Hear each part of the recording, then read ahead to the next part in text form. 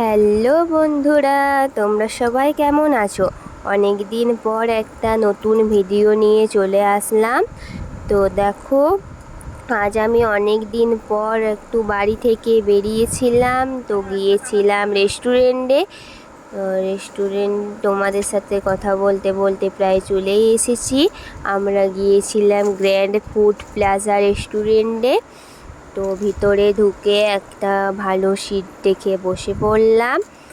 আর আমি যেহেতু ভেজ খাই, তাই আমি একটা ভেজ স্যুপ অর্ডার করেছিলাম এবং তার সাথে 1 প্লেট ভেজ বিরিয়ানি আর হাফ প্লেট পনির দো পেঁয়াজা অর্ডার করেছিলাম।